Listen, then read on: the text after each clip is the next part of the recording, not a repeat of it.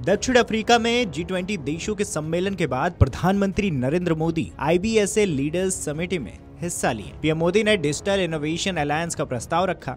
उन्होंने संयुक्त राष्ट्र सुरक्षा परिषद यानी कि UNSC में सुधारों पर भी जोर दिया है। दौरा पूरा करने के बाद प्रधानमंत्री नरेंद्र मोदी जोहानिसबर्ग से रवाना हो गए हैं। विदेश मंत्रालय के प्रवक्ता रणधीर जायसवाल ने बताया है कि प्रधानमंत्री नरेंद्र मोदी G20 शिखर सम्मेलन में अपने कार्यक्रमों को पूरा करने के बाद दक्षिण अफ्रीका से रवाना हुए। विदेश मंत्रालय के मुताबिक विश्व के कई बड़े नेताओं के साथ पीएम मोदी की बैठकें सफल रहीं। इसके बाद प्रधानमंत्री ने जोहानिसबर्ग से प्रस्थान किया। बता दें कि भारत G20, ब्रिक्स और SCO जैसे प्रभावशाली मंचों का प्रमुख सदस्य है।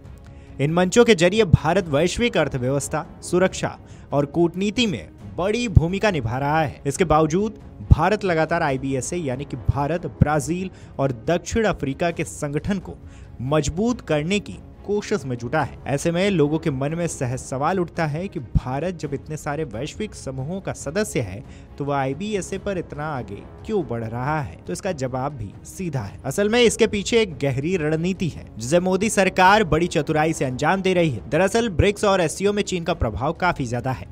कई बार इन मंचों पर एजेंडा चीन और रूस की प्राथमिकताओं को ध्यान में रखकर बनता है। ऐसे माहौल में भारत को हमेशा संतुलन की राजनीति करनी पड़ती है।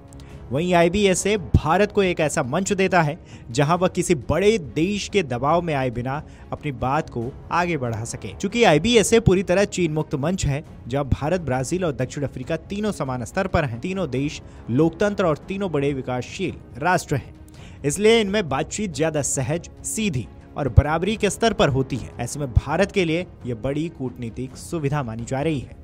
चूंकि IBSA पूरी तरह चीन मुक्त मंच है, जहां भारत, ब्राजील और दक्षिण अफ्रीका तीनों समान स्तर पर हैं। G20 शिखर सम्मेलन के अंतिम दिन सदस्यों के नेताओं की मौजूदगी में प्रधानमंत्री ने कहा है कि जैसे जैसे टेक्नोलॉजी आगे बढ़ रही है, अवसर और संसाधन कुछ बड़ी ताकतों के पास केंद्रित होते जा रहे हैं। दुनिया भर में तकनीक से जुड़े संघर्ष बढ़ रहे हैं। पीएम मोदी ने इस टकराव को मानवता के लिए चिंता का विषय बताया। उन्होंने कहा कि संघर्ष नवाचार के रास्ते में रुकावट भी बन रहा है।